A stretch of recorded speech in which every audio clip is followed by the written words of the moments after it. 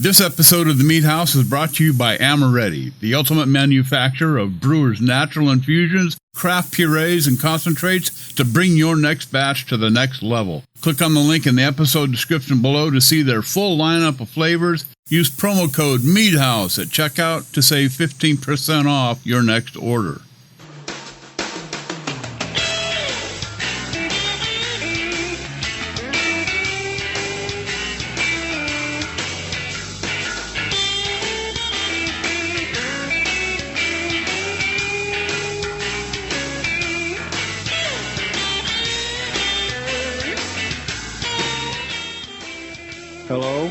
Hello? By God, they work. We are hot. We're live, guys. Yeah.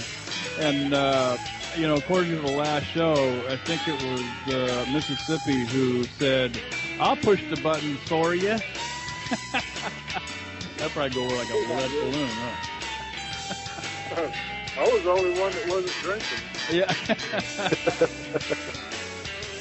Well, we are live. The mics are hot. Everything's working tonight, finally. So, I'm sitting here, picking at my fingernails, pulling my hair out, hoping that when I push the damn button, I was going to see the volume meters jump up, and they did. So, we're hot.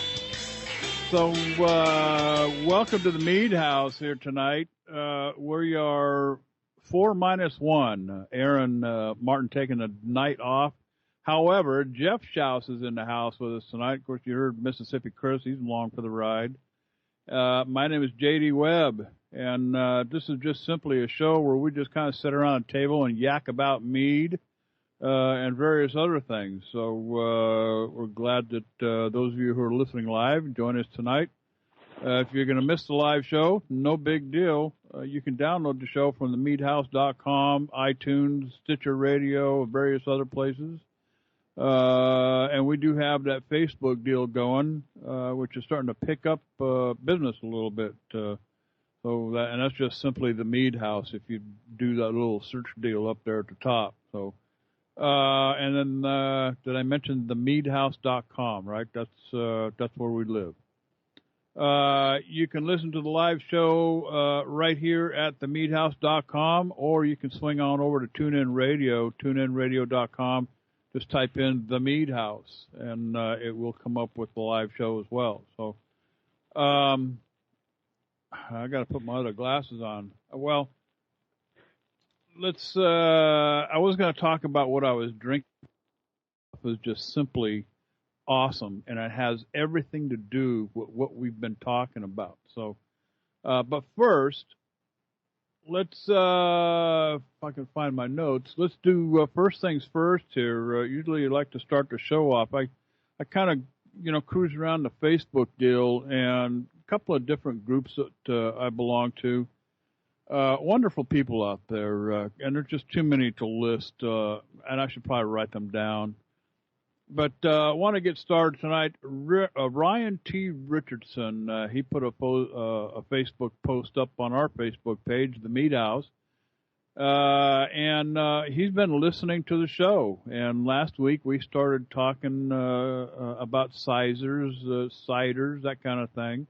Well, he's been paying attention because he posts, you might enjoy, says he made a traditional sizer, Mississippi, apple juice and honey, and he oaked it with a bourbon barrel stave. Now that sounds good to me. Yeah, it does. I like that bourbon barrel stave, and I wish I knew where I could get some of those. But something that maybe we can look up a little bit later on. But Steve, I hope I'm pronouncing the last name correct. Lapin. Lapin, over at Meadmakers Facebook group. He's got 27 bottles of prickly pear mesquite honey melomel. Says it was crystal clear, Jeff, before back sweetening. The prickly pear nectar had floaties in it. Bottled this one still and semi-sweet. We'll let it bottle age for 7 or 8 months. Almost sounds like he's a little disappointed because of the cloudiness after he back sweetened. But do you suppose that might be the reason why back cloudiness? I saw the same post. It sounds to me like he's using some more of the prickly pear juice to back sweeten it rather than back sweetening with honey. That's certainly a valid approach. I mean, the big local mead maker out here does all of his fruit flavor additions just by back sweetening with the relevant fruit juice. Yeah.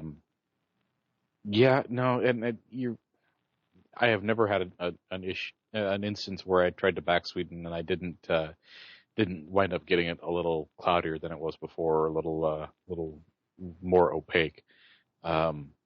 It tends to take some time to settle out. Yeah. And that said, that was a really interesting brew.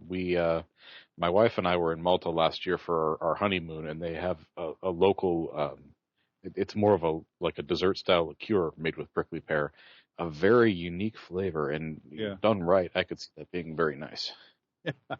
Yeah. Let me clue you in on something. If you live in California, people out here tend to stay away from prickly pear. I mean, they grow all over the place. And if you've ever had to deal with them, only people from out of state are fascinated with prickly pear, I think. They're really probably one of the most difficult fruits to work with. You just can't peel them open and take the fruit out. And if you're not wearing gloves, I know there's an ethnic grocery store in my town that will stock both the fruits and the bigger pads, and just the tongs that they put next to it to make sure that you're not accidentally giving yourself the pricklies yourself. Trying to pick those up is just kind of hilarious to me. If you're not wearing gloves, your hands are going to be bloody before you're done. John Haley writes over at Wine and Mead Making Enthusiasts Facebook group over there, says he has lots of space to fill. Now, this is in relation to a photograph that he put of I'm guessing a 6-gallon or at least a 5-gallon, if not a 6-gallon carboy that's maybe 2/3 full. And it sounds like he may be worried about the headspace.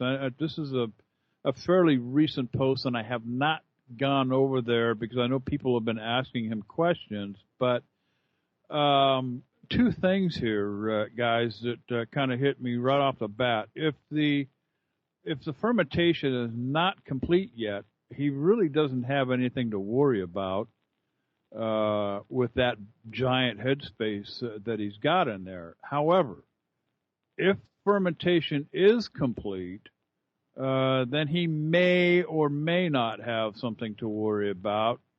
I know that mead is a lot more tolerant of oxygen being in the vessel than, say, a grape wine. But there is a cure that I brought to everybody's light over there. If you're worried about that much headspace, simply go to now I know most liquor stores don't carry it, but if you go to like a Bevmo or a Total Wine, chances are they're going to carry these aerosol can-sized cans of CO2. And just pick a couple of those up. And, it comes with a little nozzle on it. And just move the bung out of the way, spray the CO2 in on top of your mead, reseal the bung, and you'll be good to go. So something that I had discovered quite a while back, actually, in a forum post, one of my winemaking forum posts a while back. But I thought I'd throw that out there in case, just another way of getting rid of the, if you want to keep it in. I mean, the other thing is you could rack into smaller vessels too.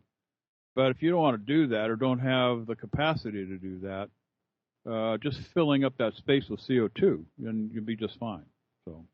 Well, and I'd heard a similar process that people have used in kind of a makeshift way. They took some dry ice and put it into a wine bottle and did the little bong with the hose attached to it, kind of like almost like a reverse of a gas trap, so that the hose would go into the carboy or whatever, and as the CO2 evaporated and the dry ice evaporated into CO2, it would fill up that carboy foam for them with the gas and stuff.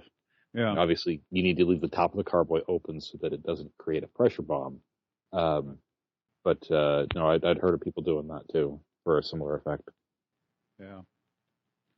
Well, that's it for the Facebook posts this evening, and which kind of leads us into the next part of the show. The what are we drinking here tonight? I'm going to start this one off because I made a trip to one of the liquor stores here in town, and it is one of the old-fashioned kind of liquor stores. It's just liquor. I mean, you're not going to have bags of potato chips and coffee machines and various things. I mean, there are no groceries. This is strictly a liquor store, and he's got virtually every liquor known to man and God in this liquor store. It's a great place.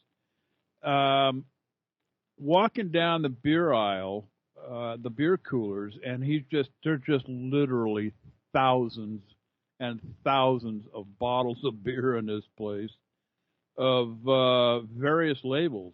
Anyway, I saw a 4-pack of this beer sitting on the shelf, and I just gravitated towards it. It was like a giant magnet. This is called Kentucky Bourbon Barrel Ale. This is ale aged in oak bourbon barrels, and this stuff is simply amazing. And the reason why this is so relevant, for the folks tuning in, if you've been listening to the show over the last few weeks, we've been talking about, going on about this braggot thing. I have pretty much, not pretty much, it's 100%. I'm going to do the bourbon barrel braggot. And this, if I could get my braggot to come out something close to this, this is amazing, guys. So that's what I'm drinking. Kentucky Bourbon Barrel Ale. And it's just amazing. And let me give you, if you can find it where you live, it's called the Alley Tech Lexington Brewery. And it may be just Altec. Altec Lexington Brewing and Distilling Company. And you can go to KentuckyAle.com and find it there. But this stuff is just simply amazing. So, Starbucks Chris, I'm going to change your name from Mississippi to Starbucks. What's in the cup? What's in the? Let me guess. Sweet tea. You're close. Unsweet tea. Sun sweet tea. It's a no carb night.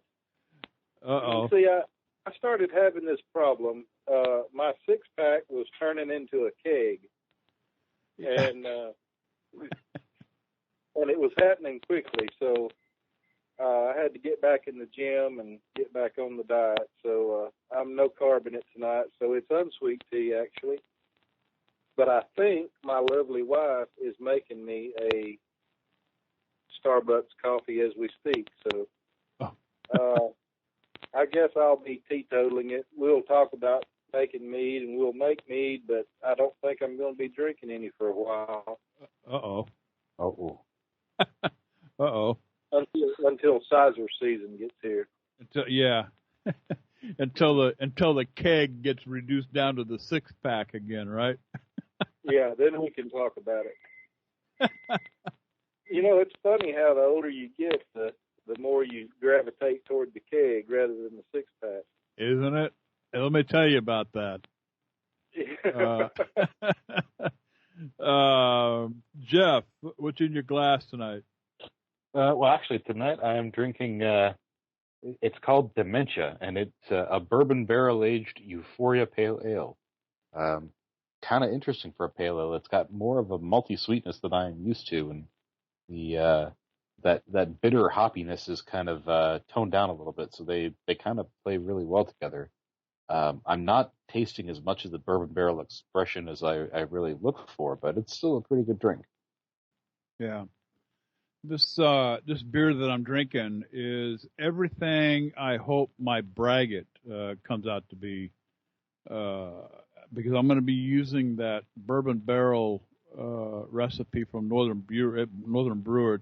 It's an extract kit, partial grain, partial extract kit, and basically I'm going to order two kits. I'm going to do them side by side. One is a straight on beer.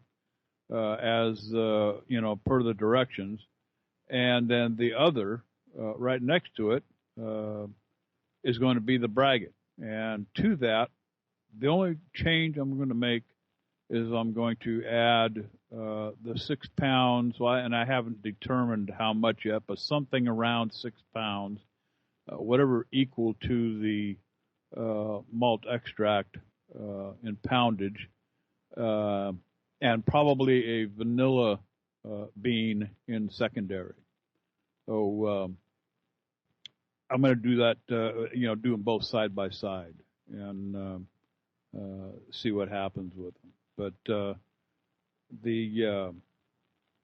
that's the plan, at least. So, we kind of started, I don't know if we're jumping the gun yet or not. I guess it depends on where you live because, in some places here, it's probably, like apple season's going to start like tomorrow. And I kind of wanted to get a kind of a little bit of a head start. I just wanted to start getting a discussion going out there. I really don't want to get into recipes and any of the technical discussion about making ciders and sizers. But 'tis the season, and it's going to be here before we know it. And we kind of brought it to the table last week, Chris. Talking about the different, the sizers, what a sizer is. Basically, it's just honey and apple juice. But there's so much that can be done with sizers, right? I mean, it doesn't have to be just straight apple juice and honey. That's right. Yeah, there's all sorts of things, and I've made quite a few of them, and I've never made a bad one, and which is pretty amazing. If you make a sizer that doesn't taste that great, just wait a while, and it will. Yeah. One thing about sizers, though, and you know that I'm one that I like to get to the bottle really quickly. I don't like to make mead that has to sit around for months and months and months and years to get drinkable. But sizers, they sort of, they're a little bit of both, actually, because most sizers are pretty good when they get finished, but, I mean, that is if you follow all the protocols and do everything right. The problem with sizers, though, is that apple flavor tends to come back more over time. So you don't really have a bad mead if you want to look at it as a mead.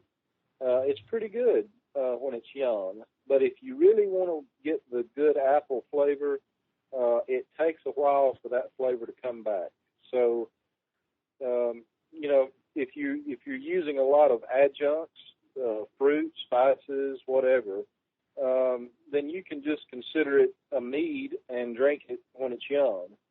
But if you got patience and you want to put it back for a year and let that apple flavor come back strong, then you can, you've got a whole different animal then. So sizers just cover so much area. They're so flexible, and they're really hard to mess up. But I will say this, they are probably one of the worst meads that I have found to go bad. So if you're going to get one that gets an infection or goes bad, it's probably going to be a sizer. Now, even a good point there. You got some really good apple cider vinegar if it does go bad. So, and I've actually made some apple cider vinegar from a sizer that I made that I just I made too much, and I just sort of got tired of it really, and so I took a gallon that was left and turned it into vinegar. Just leave the cap off and let it set out, basically, is all you got to do, right?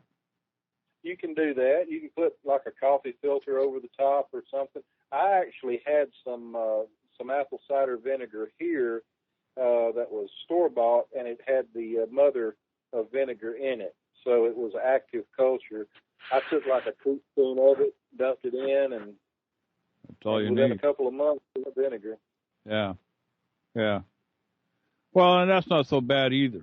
I've often thought that, even with the wine making that I do here at home, trying to make, something like a balsamic, but I'm afraid I might not even be around long enough to even enjoy it because that stuff's got to age a while. But, it can be done. I mean, a nice apple vinegar, I mean, that's not out of line either. But I think the take-home point is you're not as likely to waste an attempt at sizer as you would be just another mead.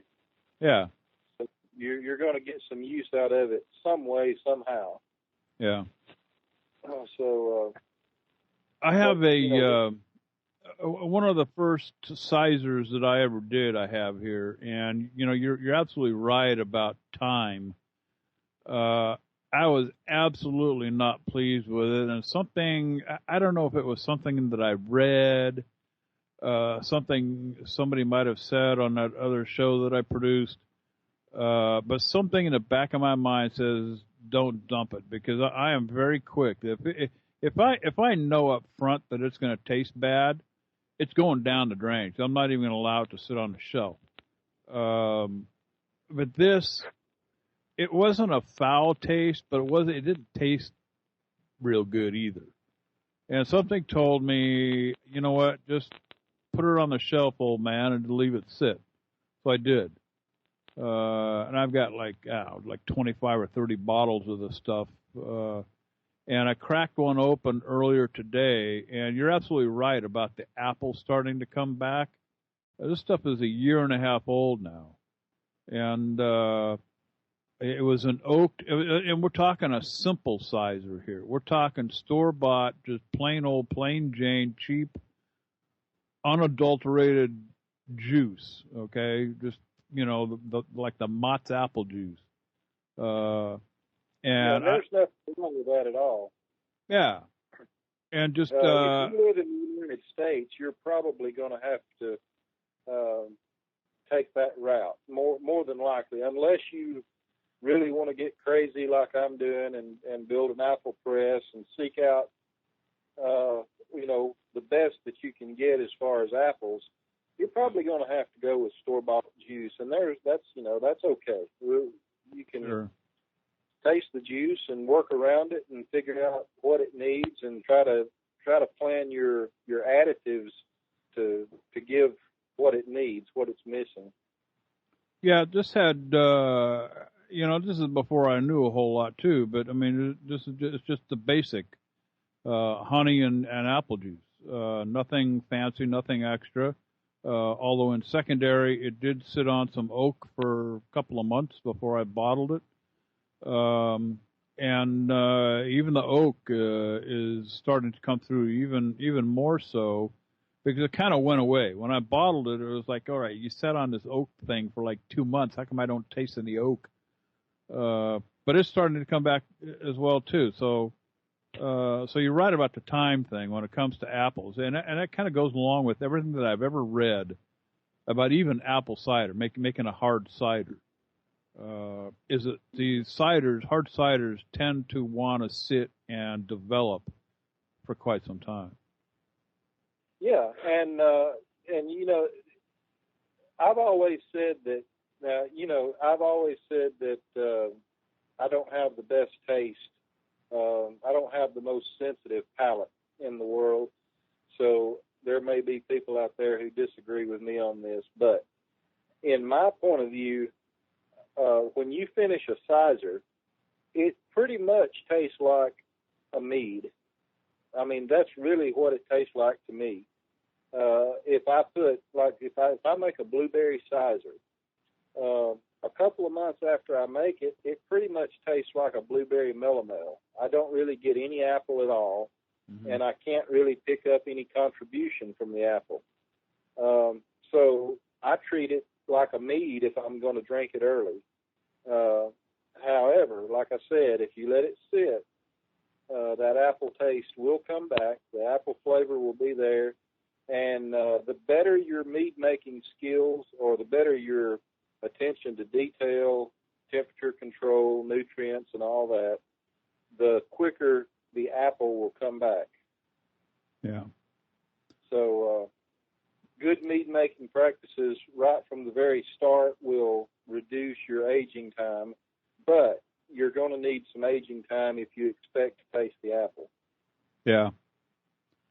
Yeah, and that's, like I said, that's everything that I've ever read. Jeff, any experience with sizers at all? I've never made a sizer myself. I've made cider a couple of times. But one of the first guys that I kind of got brought into the fold here as far as making mead and homebrew and things like that.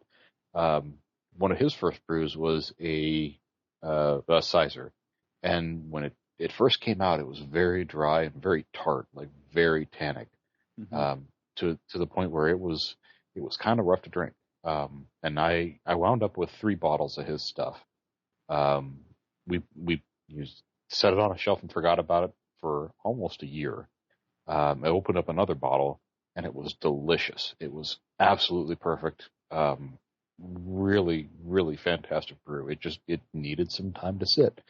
That last bottle is sitting on our shelf, and it's getting close to about 2.5 years old now, so it's probably really good. Yeah. Well, I think the rough part about making sizers and cider these days is the juice itself, because, and we talked about this on the last show about the cider apple just not being available, and theoretically that should be the apple that you would want to use, but you try to compensate for that, I guess, Chris, by using a variety of apples, but sometimes you're not even able to, if you buy store-bought juice, you're pretty much relegated to whatever comes in the bottle. And it could be a take-your-pick kind of apple juice. I mean, any kind of apple, or a bunch of different kinds of apples that were juiced together to produce this apple juice. So, how much? Generally, you're going to find dessert apples and the sweeter kind. Now, occasionally, you may run up on some Granny Smith juice or some Gravenstein apple juice. I know Trader Joe's has a Gravenstein. I forget the name of the brand, but yeah, and it's very, very, very sweet. Yeah. I've used it. It's very sweet. Yeah, you need for a good cider or sizer, either one, you need a blend of sweet, bitter, and sour, or bittersweet, sour. So, things like Red Delicious or Gala for the sweet, Gravenstein also. You could use Granny Smith for the sour, and then something like crab apples for the bitter. But I think we talked about last time, Prohibition pretty much wiped out all of the true cider apples in the United States. Yeah. Apple growers, they couldn't make a living once Prohibition came along, so they started growing dessert apples, and it never really recovered. So we have to make do with what we can get hold of, and if that happens to be store-bought juice, then so be it. We'll just have to taste it and say we need more of this or more of that, and then we'll have to plan the things that we're going to add to it to to make up for that, whether it be acid blend or tannins or whatever whatever we need. That's kind of a nasty word around here, isn't it? Yes, it is. Acid blend. Yeah, and that's why you try to pick additives. Try to pick fruits that have the right kind of acidity that'll go with it. Try to pick things that are bitter if you can. If you're lacking in a certain bitterness, get some apple peels and put in there. You'll get some bitterness from that. Yeah. You can make up for these things if you taste it and plan ahead. Yeah. We're talking ciders and sizers and stuff here. The first part of the show. You can call us at 818-921-4680. We do talk to live people once in a while, but after, and this is not a knock on the Trader Joe's apple juice. I mean, I love that stuff ice cold in a tall glass, right out of the refrigerator or even right out of the jug for all that matter. But it's really, really sweet. And I think if I was going to use, and typically, I mean, when you find, and there are several labels out here, several brands of apple juice that we get here locally. And they're all pretty much the same thing. They're all very sweet. And so I would be very careful. In fact, if I were to do it again, I would probably use partial. I'd probably find something else to mix with it. I don't think I would use 5 gallons of Trader Joe's apple juice, unless you wanted it very sweet, I guess. But I don't know. Here again, I mean, we all know what the tartness value, how do you compensate for that? I mean, there's all different kinds of things that we could do to, overcome some of it. But, the juice itself has got to be where you start. And I mean, it's, I would go out and buy a jug, bring one home, taste it, to see if it's something that you like. Something that you can work with, and go from there, maybe.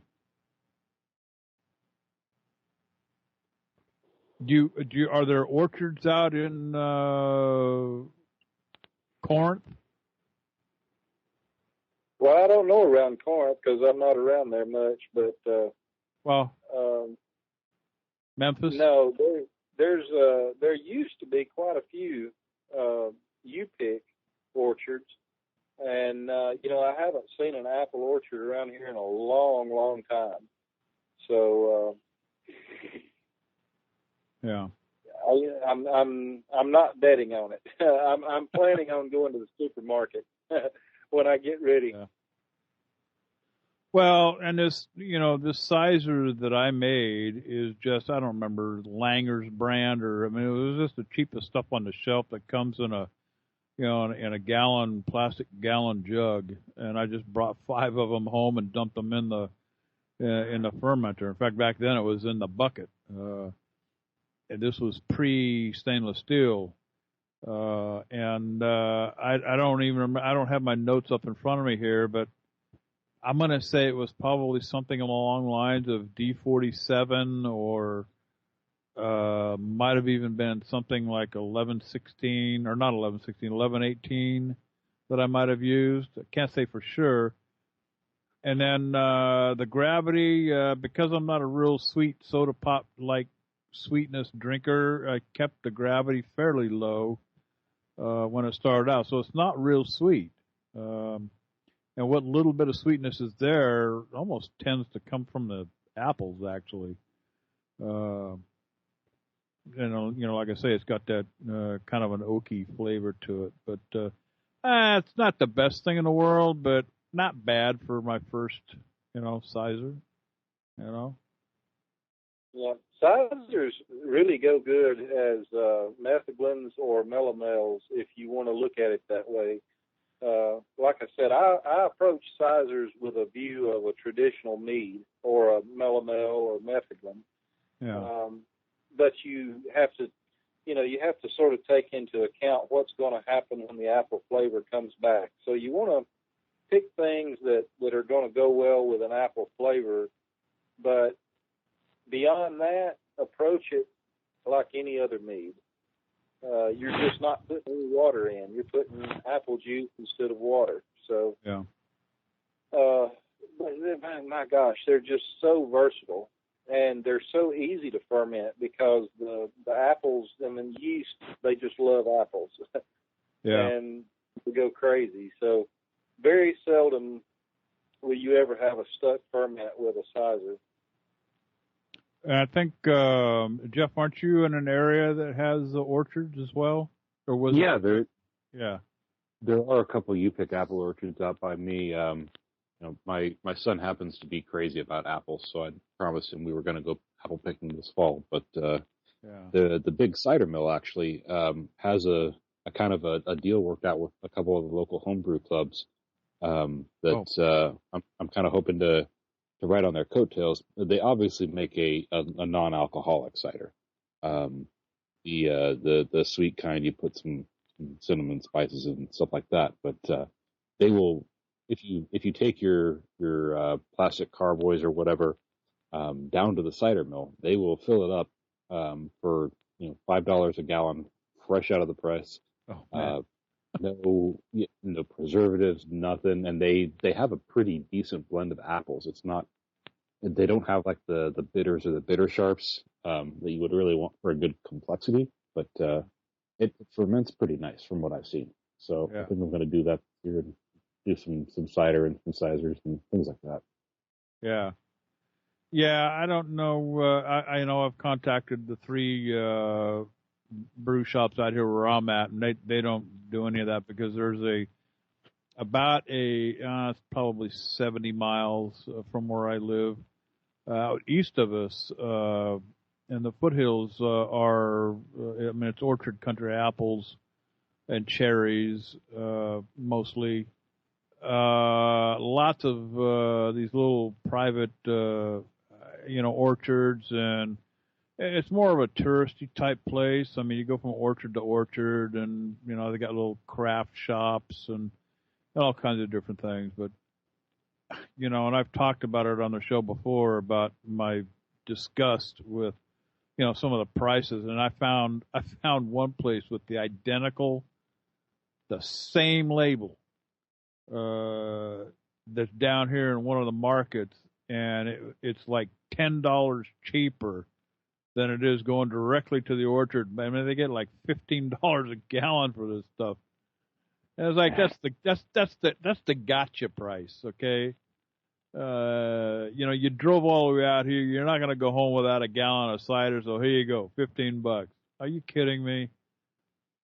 So anyway, I don't know whether, unless I can go back out there and just find somebody that, hey, what do you want for 5 gallons of the stuff all in one whack? Give me a decent price. But, I mean, again, I live in California, so go figure.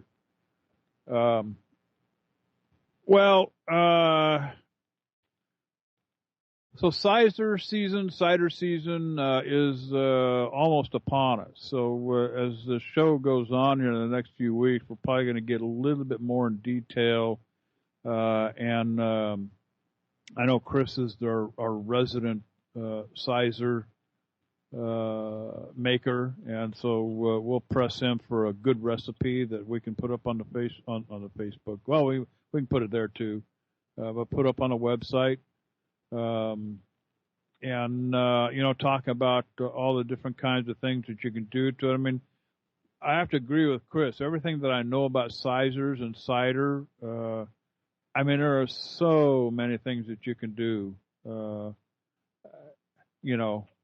with it, and so many different kinds of flavor profiles. I've seen people who, they'll dump blackberry juice in or cherry juice in with the apple juice, and just come up with all different kinds of flavors, carbonated, non-carbonated, and we're going to be talking about that as we move into apple season here. But and the other goal with the sizer recipe right now is to get something for the holidays, and if for everyone that's been listening if you follow what we've been saying about nutrients, degassing, temperature control, and good, solid mead making practices, you can have this thing ready for Yule, Christmas, New Year's, whatever. So I want to get something with sort of that theme in mind. Yeah. And I don't want to get too far ahead here, but I've also got another recipe that's one of the most unique and interesting recipes I've ever come across in my life. And I'm not going to give away any secrets just yet because I don't want to get ahead. We've still got the braggot to do. We've got the sizers. Yep. But I've got another sort of holiday spirit kind of mead that I think everyone's going to really love. And so we'll be talking about that here in about 2 or 3 weeks maybe. Yeah. Yeah. Just a little teaser there for everybody. Absolutely. Yeah, so keep listening to the show. Lots of good stuff happening here at the Mead House. I kind of wanted to talk about, we may have touched on it before on an earlier show, but I thought it was maybe, if we're repeating it, maybe it's worth repeating. But and this, obviously comes from, and Chris can be, Chris is attuned to this. This comes from a couple of stuck fermentations that I had with a very popular yeast that should not ever have gotten stuck. I mean, it's one of those yeasts that's almost indestructible. You can almost abuse it, a little bit, and it'll still just keep on churning away. But it quit on me not once but twice. And so I'm now leaning towards, I've been looking at stir plates, okay? Because the more I have been learning about beer and getting more involved with beer making, a lot of people out there are using starters, yeast starters. And, I can see where that might be a huge benefit as far as mead making too. Right, guys? Jeff? Depending on the gravity, definitely. A good starter colony will get you off on the right foot. Yeah. I mean, I've even, there's one school of thought out there that, if you make a 5-gallon mead, dump 10 grams of yeast or two of the 5-gram packet, and even 2 of the 8-gram packages of yeast in. To get that good colony started. But, Chris, do you ever get involved in making starters, or are you just old school and rehydrate? Well, I've not made a starter mainly because I've pretty much only used dry yeast. And with dry yeast, if you want more yeast, you just dump another pack in. Yeah. So, the whole purpose of making a starter is to increase the number of yeast. You allow them to reproduce, increase their numbers. And so if you're using a liquid yeast, then, definitely you would want to do that because you're limited in the amount. And those things are fairly expensive. But with dry yeast at, less than $1 a pack, buy an extra pack and activate it and dump it in. Yeah. And a starter is a relatively simple thing. I mean, if you're making mead, it's basically what I would something that's maybe a quart in size in volume, and you simply mix up some honey and water together, check your gravity, pitch your yeast, get it started, using the traditional methods with the gopher and everything else, and just let the thing percolate and develop.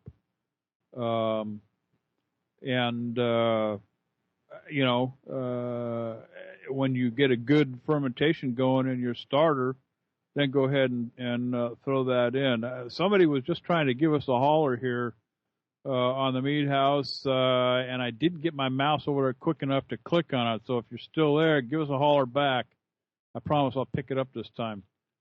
But it's also beneficial in stuck fermentations, and something that I found out about, and it was actually 71B that that I was stuck with, and I had to go through a whole process of making a starter, getting it going, and then oh my God, what a process!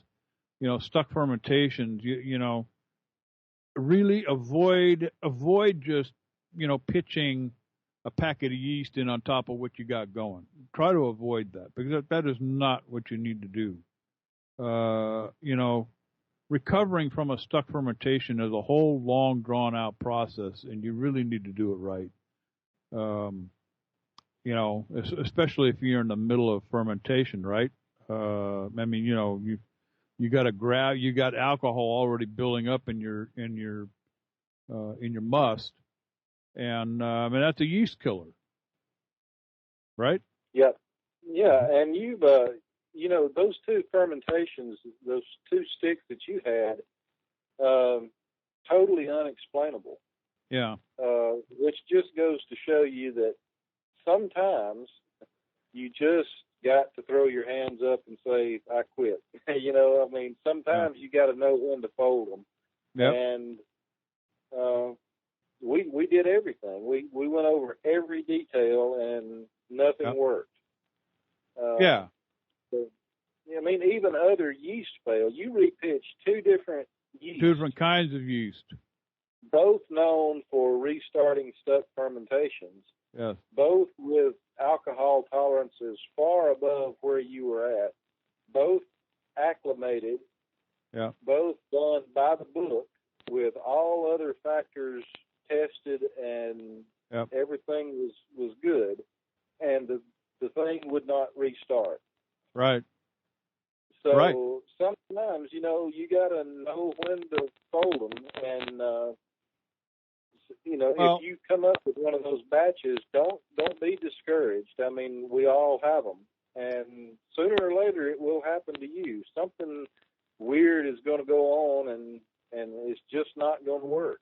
Well, and I tend to have a short fuse, when it comes to this kind of stuff. If it ain't working now, it ain't never going to work, so bye-bye. But,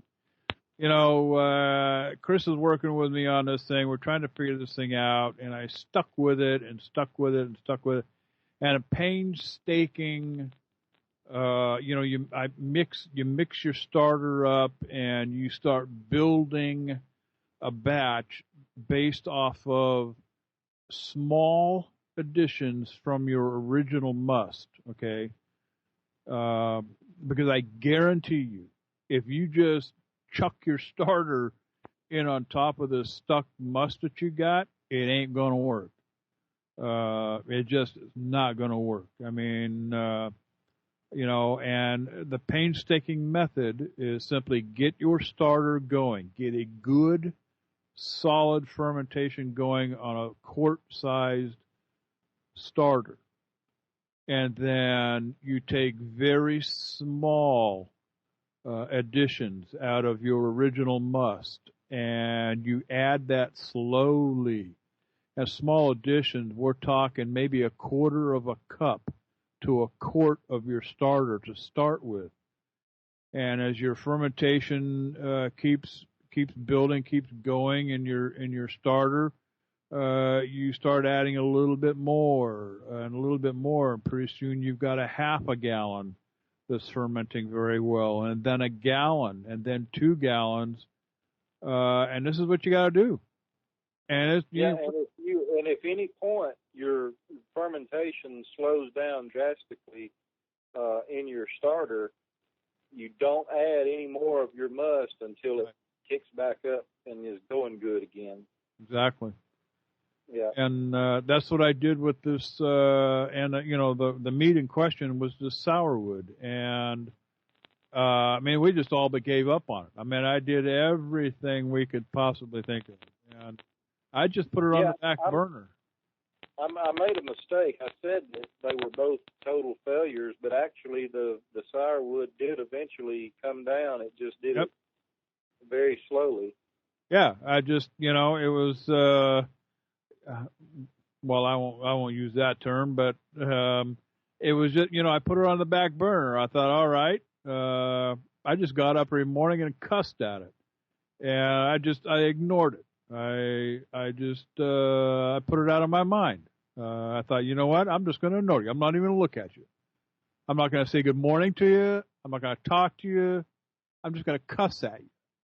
And I don't know whether it was that did it, but suddenly. Yeah, you played some sort of mind game with the yeast, and they got pissed. Decided they were going to finish whether you liked it or not. It got tired of hearing me cussing at it, every morning, but it finally took off, and it's coming along very well. I mean, it's in the final stages now. It's in its aging, clearing and aging right now. So, the gravity came down where we kind of wanted it. Not quite all the way, but close enough, but this whole thing about building starters, absolutely. If you've got a stuck fermentation, and I can't sit here and say, yeah, it's a good practice to get into making mead, because the traditional method also works very well. But I also read, and this may be because there is such a small movement of gravity in beer making. And I know some of the beer yeasts are very susceptible to stuck fermentations if they're not treated right. Starter making is a big thing in beer making. So I just, wanted to spend a few minutes and talk about that. But yeah, we need to keep, it's kind of odd that we have this conversation about starters in the same show that we talk about sizers, because I can assure you, you will not need a starter for your sizer. In fact, whatever starting gravity that you normally use in order to end up with an ending gravity of what you want, you're probably going to have to increase that starting gravity in order to end up with the same, because very seldom have I ever seen a yeast that did not overshoot its tolerance in a sizer, simply because they like the apples so much. So, we'll have to keep that in mind as you go along, too. Where a 71D, for instance, would normally go to 14%, almost reliably every time, most of the time. In a sizer, man, it can go just absolutely crazy. Yeah. So you may end up at 16, 18%. I think I said one time the highest I ever had it go was 19%. So, yeah, all those things have to be kept in mind. One other thing, Jeff, before we give up on the whole sizer discussion here for tonight too, and we'll talk more about it, in future shows. When it comes to using apple juice from orchards, there is a big risk, right? Well, sure. I mean, if you're talking about the the raw cider that I'm talking about, where it's like you're literally getting it from the press. Yeah. You're talking about the everything goes into that apple, including the skin, the seeds, everything. So the skin is where you're going to find the most wild yeast, bacteria, things like that. There is the possibility that you're going to get some microorganisms that are along for the ride. So, I mean, if you're going to get fresh juice, you got to use it quickly. And I would highly recommend potassium metabisulfite, Camden tablets, whatever you want to call it, to treat it first, so that you get those kind of under control and give your yeast the best chance to win out in that competition there. Yeah. Yeah. Especially if you're going to use a yeast that doesn't have a kill factor. Mm-hmm. Yeah, so, D47, D21, DV10, all the what I call D-series yeast, those are all pretty good. You pitch a lot of that yeast, and you don't really have to worry about it. They're going to pretty much overpower and kill out everything. But if you're using something that doesn't have a kill factor, like 71D or something like that, you're definitely going to want to sulfite that juice before you begin fermentation. Is that like GMO seeds that have pesticides in their DNA?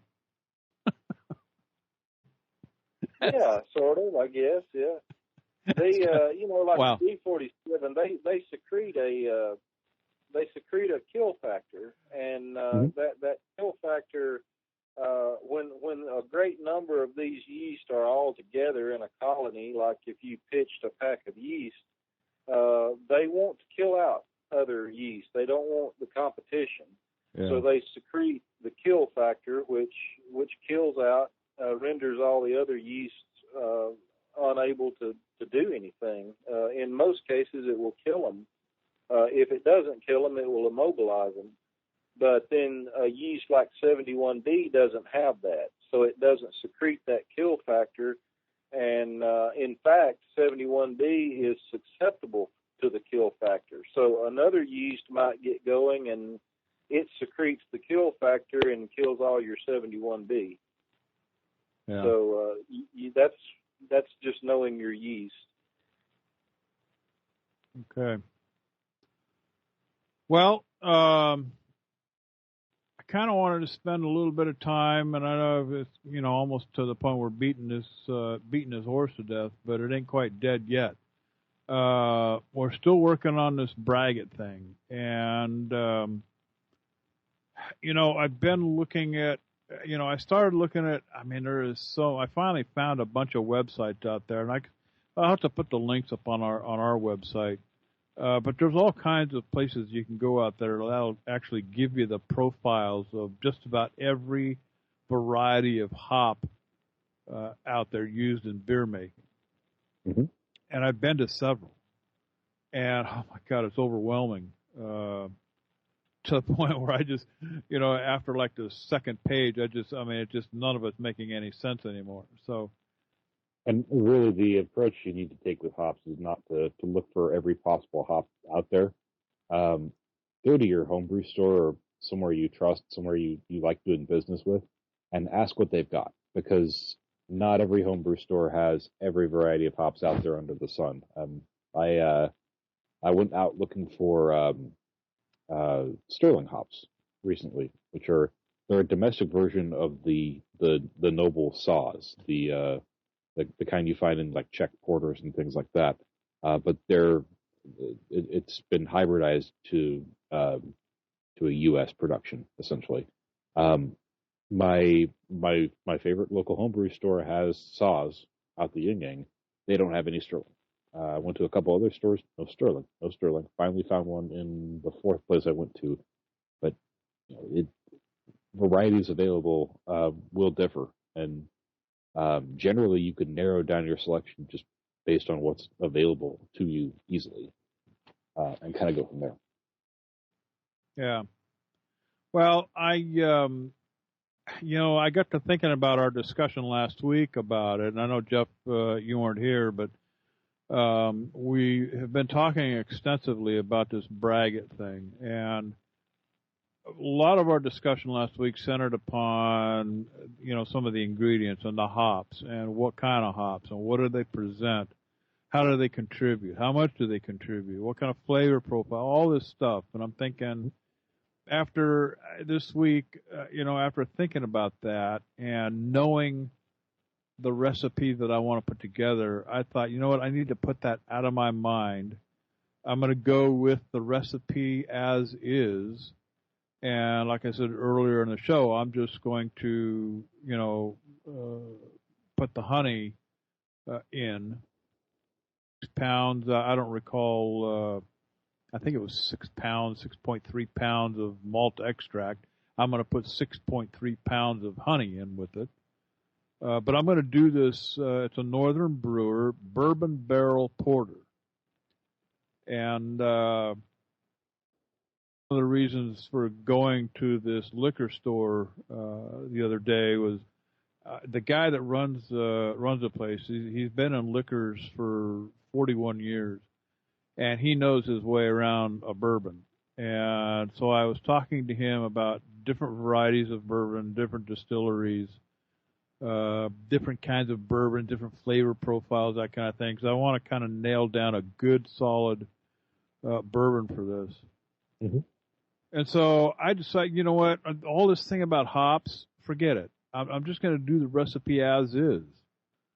So that's my selection. I'm 100%, Chris. I'm going to do this bourbon barrel porter.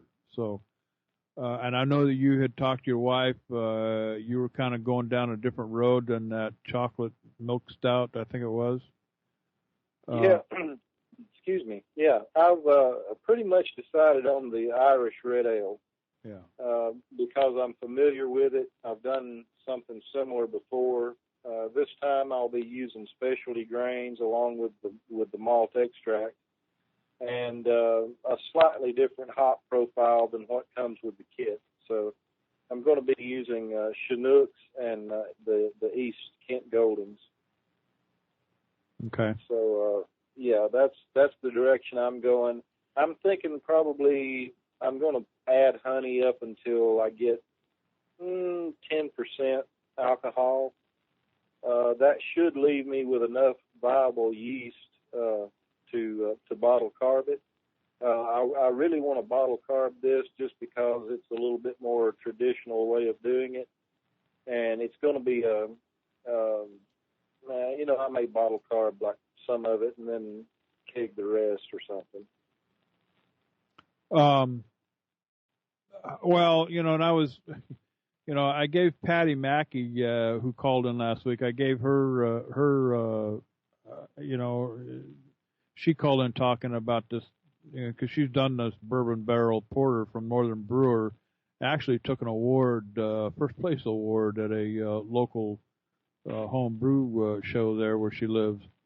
With it. And, I'm going to take her suggestion of doing a side-by-side. So I'm going to do the beer, and then I'm going to do the braggot. But, Jeff, have you considered any recipes or anything out there as far as a braggot that you want to put together? Well, actually, I've the braggot that I shared with you guys is about to go into secondary. I've been a little bit lazy with it, but I've already got one. I already got one up and going. Oh, there you go. I used that Saison yeast and some of those. I don't know if I talked about it, but I joined the American Homebrew Association and got some of these mosaic hops as a free gift. My wife got me the membership for Father's Day, so it was part of the Father's Day promotion they were doing. So that was that Saison with the mosaic hops. They have the really interesting profile where they're kind of multi-purpose. They do some of the aroma, some of the flavor, some of the bittering all together. And it's been a couple weeks since I tasted it last. I really just need to get it into secondary and let it calm down a little bit, but trying to make some decisions as far as secondary flavors too, whether I want to add a little bit more hops or add some like spice or herb adjuncts, things like that. So kind of going from there. Good deal. Good for you. Well, I'm getting excited about this whole thing because I think, I'm discovering that I may not be the mead guy that I started out to be in the beginning. After tasting a whole lot of different commercial meads, now, mind you, 90% of them are sweet because we all know that's what sells. Mm-hmm. So this braggot thing, and what really turned me on was Aaron's. Hello. Hello there. JD? Yes, this is JD. Chris on the show. Who's this? Ryan calling in with the Sizer Post. Right. Hey, glad you're calling in.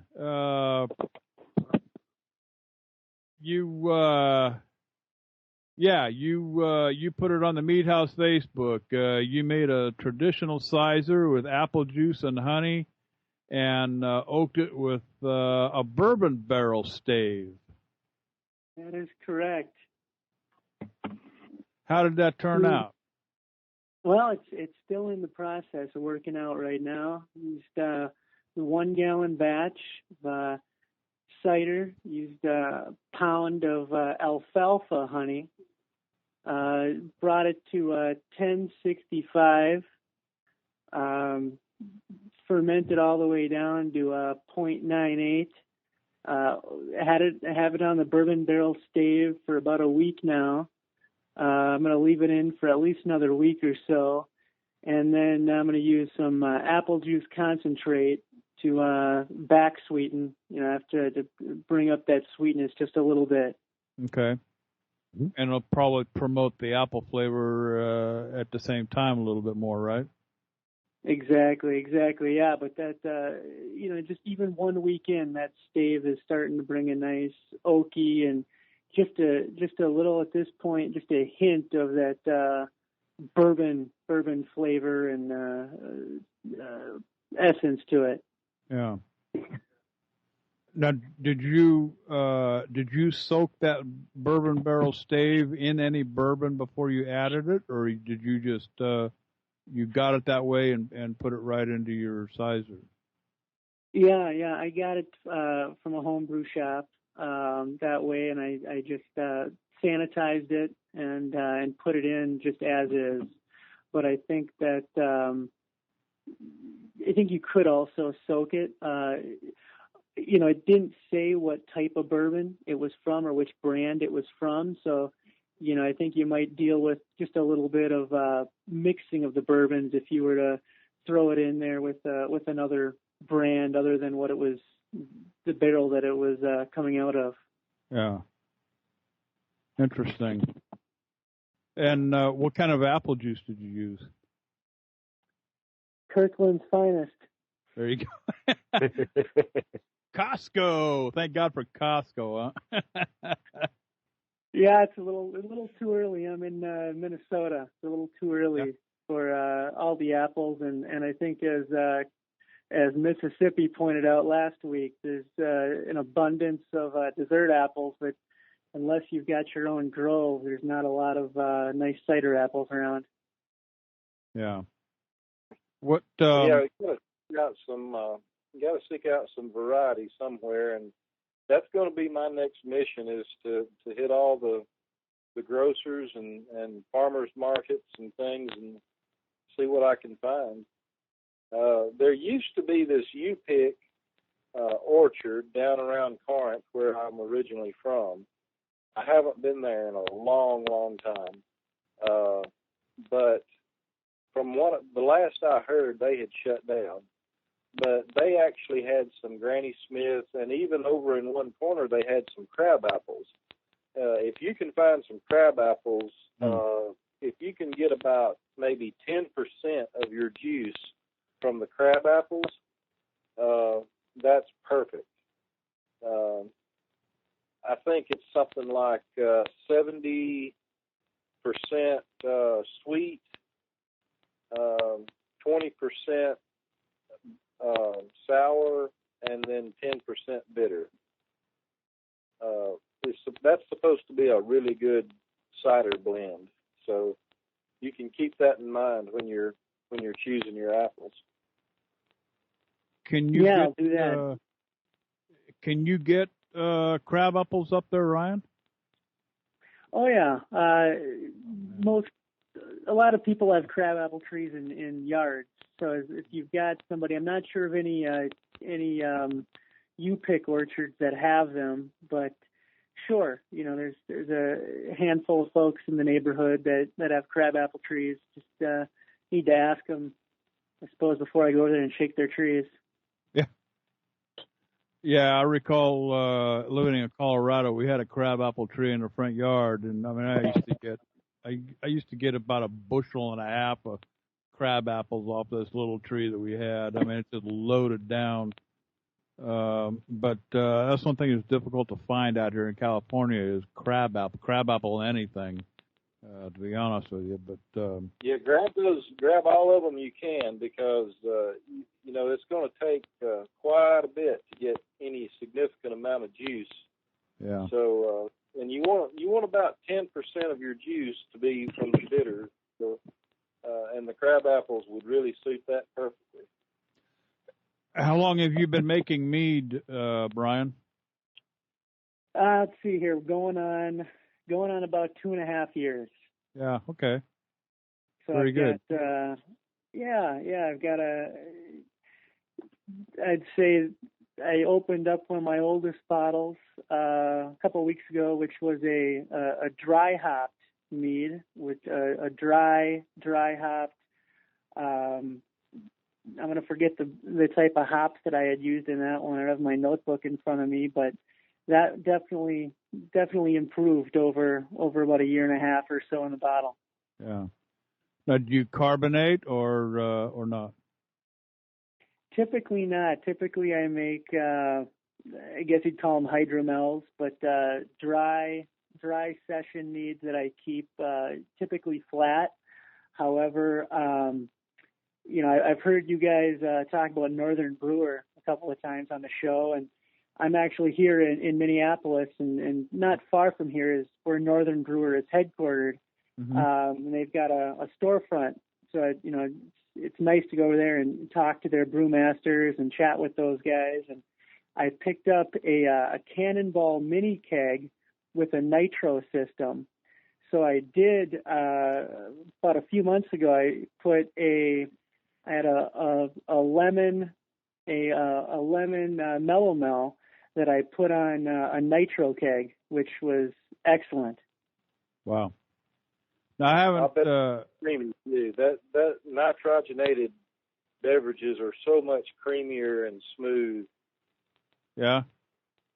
Yeah. I love me a porter or a stout on nitro. I'm trying to imagine how that's going to work with a lighter, like a lemon mead, and that does sound pretty nice, actually. Okay. All right, you guys. All right. So, how do I explain this one to the wife? Well,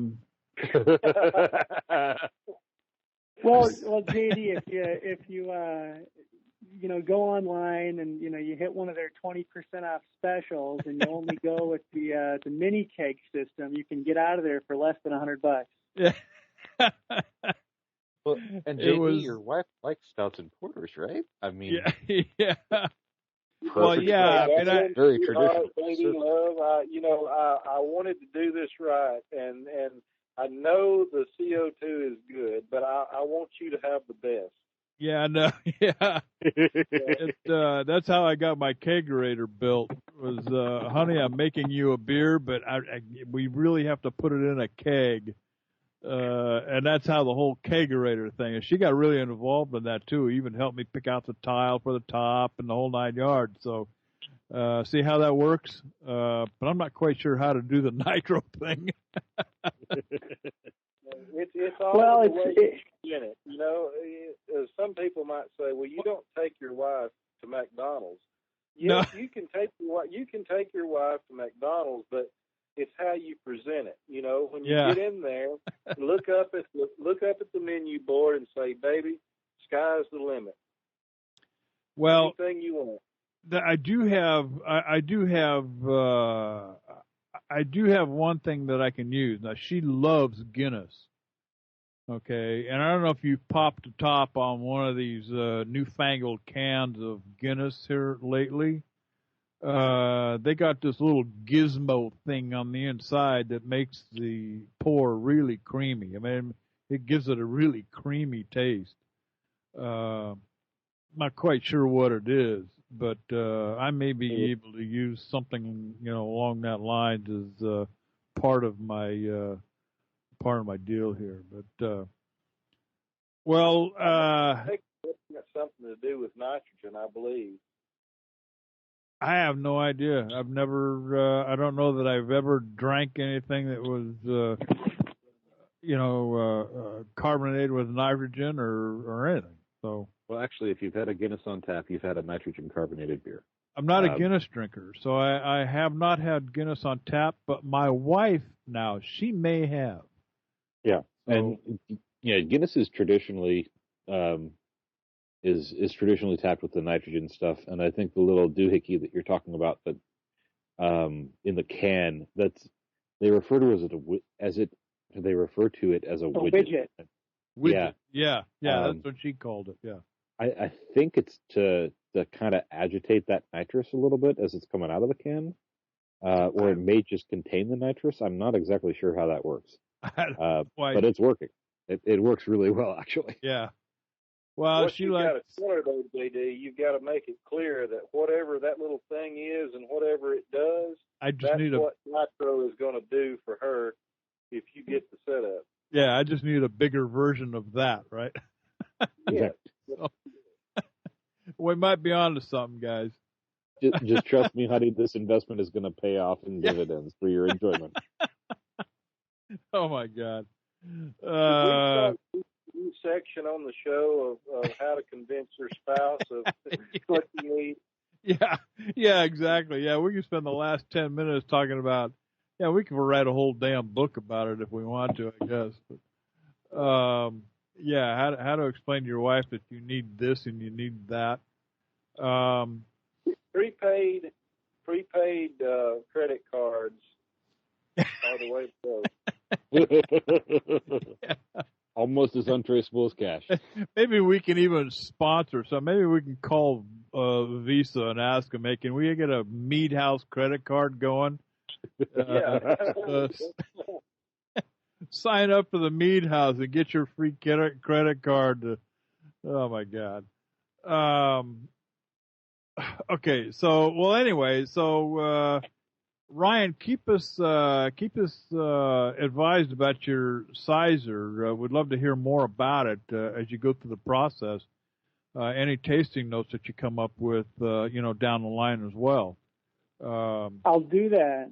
I wanted, if I take another minute here, a couple of weeks ago, Jeff and I were exchanging a couple of Facebook posts about a deconstructed non-braggot that I put together, and I'll explain what that is. Since it's technically not a braggot, since maybe only trace amounts of fermentables are coming from the malt. But what I've done is again doing a test 1 gallon batch, as I took a pound of chocolate malt and cold steeped it, not exposing it to any heat, just the way that you'd cold brew a coffee. One of the scientists over at Bryce Malt had said that when you've got a dark malt like that, you can cold steep it, and it will reduce the astringency that you'd pull out of it if you were using heat.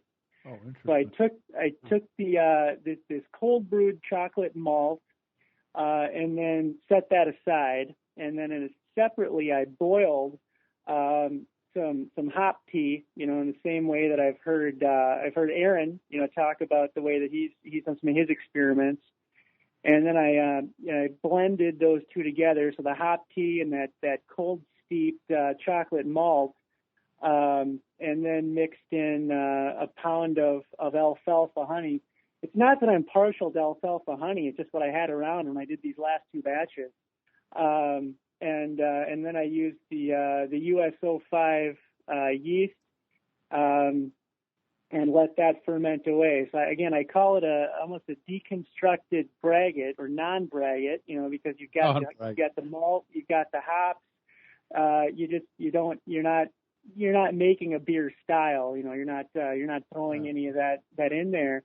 But I'll tell you, the aroma that I'm getting off this is just like a hopped coffee. Now, I've never had a hopped coffee, but I imagine this is what a hopped coffee would be like. There you go. And I'll tell you that you could probably make a pretty good coffee mead just by using chocolate malt. Huh. Wow. What was that, Chris? I said it's like a malted mead. A malted mead. There you go. Yeah. Yeah, and really, I mean, like he was mentioning, we were talking about this because there's almost no fermentables coming out of it when you just steep it like that. I don't know if I sent you guys the my uh, my porter braggot recipe a few weeks ago, but I had a similar approach for the dark grains in it, but the lighter grains got they did the mash out to get more sugars out of them. And yeah, you're right on the money. You get less astringency that way, and you get all of the flavor without the sugars out of it. So almost nothing that you're fermenting is coming out of the grains, but that's got to be a powerhouse of flavor. Absolutely, yeah. That one's going to go right on the nitro tab. That's going to be excellent. I'll keep us updated on that one too. This big, huge menagerie that we went through with the coffee, we could have just used chocolate malt. You know, I mean, this guy's on to something. Mm-hmm. I'm getting fired. He brought up coffee. Get him off the show. Yeah. I mean, that's a sore subject around here. Yeah. Circle back to that one at some point and try that with some chocolate malt now. Yeah, no kidding. Well, I mean, that presents a whole other dimension to this coffee mead thing that we struggled with for how many weeks. That's a whole new idea. You know what I'm going to be ordering tomorrow. Gee, thanks. You cost more money now. Well, did you ever ask the wife for $12 for that new bucket? No, I haven't yet. I'm waiting for the right time. Well, Ryan, what are you doing next week about this time? What are you doing on Tuesday nights? I'll have to ask the missus here. Well, I tell you what. Leave me. You know how to contact me. Leave me a way to get a hold of you. And we'd have. I mean, if you want to come on a show on a semi-regular or regular, however you can work it, we'd love to have you along with us. That sounds great. You know, I could use. It sounds like you've got the whole crew there tonight. All four of you guys. Is that everybody there? Well, no, Aaron's not here tonight. Aaron took the night off, but it's me, Chris, and Jeff tonight. But I'll tell you, so JD and Jeff and Mississippi, my beautiful wife Andrea is right here. Maybe you guys can help convince her to free me up for an hour. Yeah, on Tuesday nights at 9:00 Eastern. For you, it would be what, 8:00? 8:00. Yeah. You guys can have them. So what did she say? I said you guys can have them if you want. Oh, thank you, ma'am. We appreciate that. That was easy. You guys are fun to listen to. We'll keep him out of trouble. You sound like you're ready to get rid of him for about an hour. Yeah. Yeah, perfect. I mean, you're talking about some new things, things that we haven't discussed yet on the show. So it's always nice to have some new ideas. And we'd, be more than happy to have you join us on the show here on Tuesday nights. I'd be happy to. And leave me a way to get in touch with you. Just go to the website. There's a contact deal there. Just fill it out. Give me your phone number, email address, and everything, and a way to contact you. And I'll get with you, probably later on in the week, and we can talk a little bit more. But and if you want to hang out, we're about 5-10 minutes away from wrapping the show for tonight anyway, but I'm very interested in, I love a good porter, and this whole bourbon barrel porter thing that I got going. I love a good coffee stout. I like a good porter. So this whole thing about steeping the malt, the dark malt, I'm going down a whole other road now. That sounds great. Yeah, I'll be happy to hang out with you guys here till you Sure. wrap, and then I'll be sure to get a hold of you, tomorrow. Yeah. The next thing, Tell your wife not to worry because my accent doesn't rub off. yeah. I wish it would. I like that. Oh. Well, I could talk like that too. So if y'all just want to hang out here for a while and have sweet tea, I'll Do tell you you like a our story Minnesota about this. all right. We're going to wrap the show tonight and talk about your Christmas list, guys. And I guess I got mine started already with this whole thing. And this is Ryan's fault, this whole nitrogen thing. But let's start with Jeff. What's on your Christmas list as far as equipment, what you want, what you need? Oh man. And I freely admit I have not been spoiling myself this year. It's been a lean year as far as purchases go for my hobby. Would love to get a kegging system, CO2 or nitro, preferably both, but I won't be picky. I've been eyeing a floor corker for a little while and would love to get on one of those. And what else? Man, those are good for right now. I'm sure I can come up with more in a little bit. Well, I'm telling you, that floor corker, I mean, you'll throw that other thing away if you've got one of those, what are those, Yamaha Portuguese, whatever the heck they call them, damn things with the wing nuts on the side. Mm-hmm. I think there's like an Italian one and a Portuguese one. I forget which. Yeah, I'm telling you, when you start working with a floor corker, oh, that's so much easier. Yes, one of the Portuguese floor corkers. Make sure you get the ones with the plastic jaws, not the brass. Yep. If you get the brass jaws, you're limited to natural cork. If you get the plastic jaws, you can use synthetic corks like the Noma corks and super corks and things. Yeah, that's what I've got. One of the few instances where plastic is better. Well, Chris, what's on your wish list, Mississippi? I want a new Blickman beer gun. Okay. And I really need a new keg.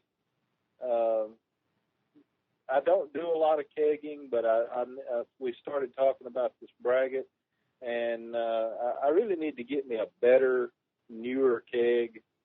I probably need new valves and gauges and everything. That's one of the things. I'm going to veer off the mead subject here for a moment, though, because you're going to love this. I got a Christmas a little bit early. I got one of the new iPhone 7s. Oh, and my God. you know that I don't do computers.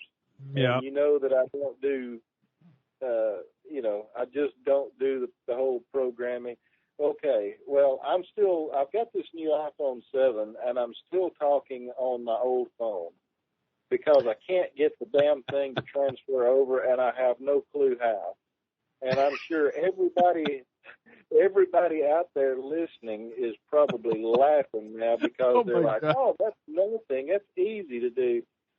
What the hell is it? Our listenership is going to go up next week because they're all going to be calling in about how to help Chris transfer all his crap off of one phone onto another. Well, at the rate I'm going now, I'll still be talking on my old phone next week. You got lockers and you got clouds and you got transfer out, and I mean, I have no clue what I'm doing. I think probably all my shit's probably strode all over the whole internet by now. Okay, and so Ryan, I don't know how long you've been listening to the show, guy, but this is a guy whose day job and cutting people open and sewing them back up again. So And I don't have to push any buttons to do that, and I don't have to do any programming to do that. Oh, my God.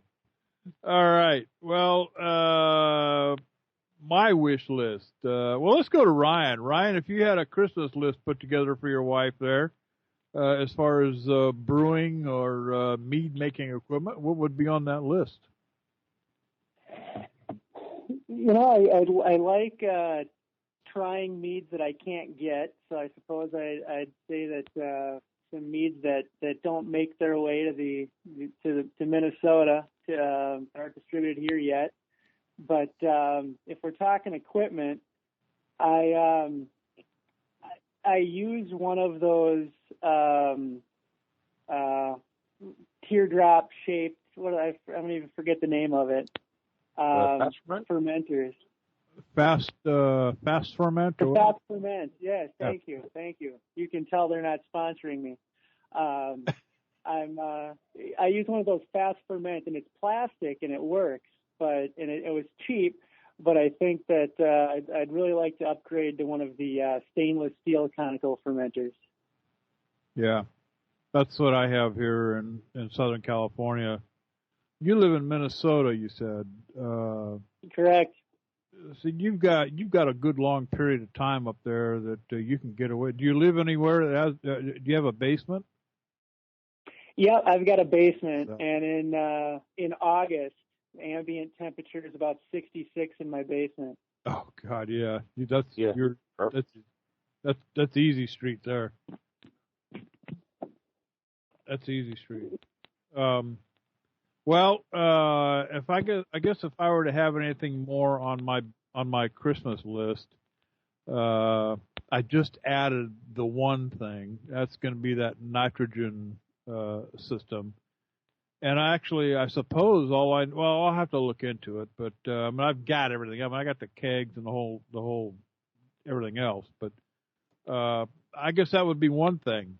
One thing that I have been looking at, of course, I talked about it on a previous show, but I was actually getting very serious about another stainless steel fermenter. But this is a 14-gallon version. That I'm having a really difficult time trying to convince the wife that that's a necessity. And she keeps bringing up the other two stainless steel ones I've got sitting on my little brew shelf back here. So, but those are the two things that I would probably put on my. Well, actually, I would add a third thing. Chris has got me convinced, with one of these Blickman beer guns, because I still do bottle, but I like the idea of being able to bottle without having to go through all that corn sugar thing, because I know that you can be limited on some of the ingredients and fermentation process and everything that some of the stuff I want to do. So having a Blickman beer gun allows you to basically bottle right out of your keg, and I could see the advantage there too. JD? Yes, sir. Scott Monroe is listening. He just texted me and said that I needed a computer running iTunes to transfer everything. I said, I've got that. It doesn't do anything when I yell at it. Yeah. Yeah. Well, screaming, yelling, it just sits there. It does nothing. Oh, Scott Monroe, you old farmer, you. He's been along. I think he's listened since day one. We see him every once in a while. He'll put up a post or two over at the Mead House on the Facebook page over there. But Ryan, he's down around my hometown there in Corinth, I think. Yeah. I've got to get back down that way sometime and check out and see what all has changed. I'm sure things have left and new things have come in, and haven't been down there in since like the first of the year, I think. So. Yeah. Well, we're going to go ahead and wrap it up for tonight. Ryan, thanks for calling in. And you know what? We're going to put you on the team list So shoot me an email with your contact information. We'll get you involved in the show here. Always nice to talk to folks that have fresh new ideas out there. Look forward to it. I guess guys will come back next week. Aaron Martin will be back with us, I'm sure. Jeff Scout's here tonight with Mississippi. I'm J.D. Webb. 9 o'clock Tuesday nights, the Mead House. We'll see you then.